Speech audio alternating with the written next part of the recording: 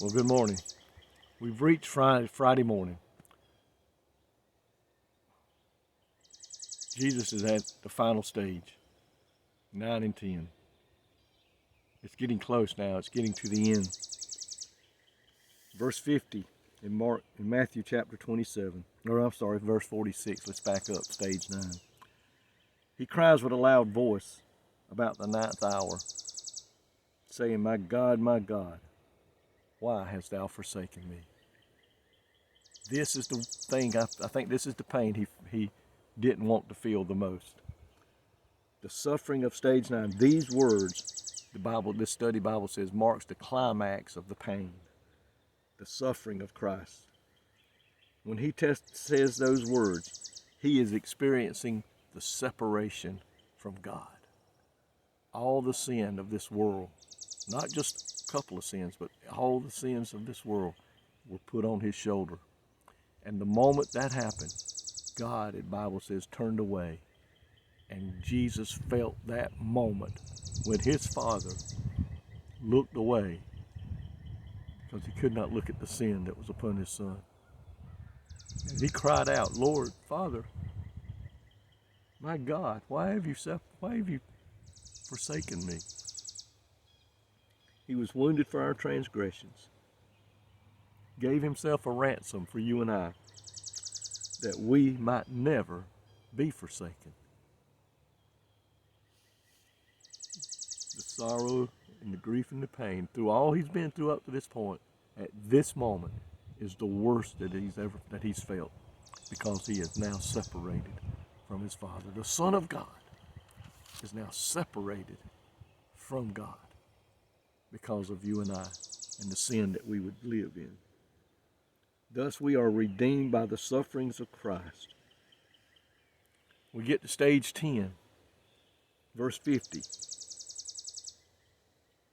Jesus, when he had cried again with a loud voice, yielded up the ghost. He suffered tremendously. And at the end, he cried, it is finished. I've done that I have come to do. I've accomplished that I was sent to do. This cry signifies the end of his suffering, the completion of the work of redemption. The debt for our sin has been paid in full by the Lamb. The plan of salvation was established at that moment.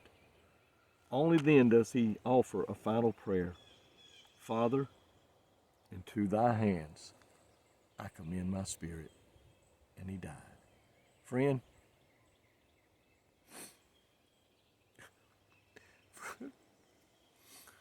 for 33 and a half years he walked this earth.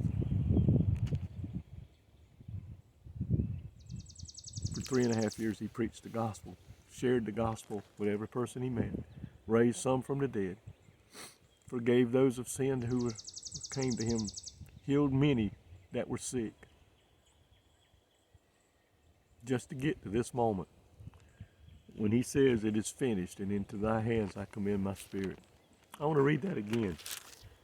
This cry signifies the end of his suffering, the completion of the work of redemption. The debt for our sin has been paid in full, and the plan of salvation established. At that moment when he bows his head and said, it is finished, and into thy hands I commend my spirit.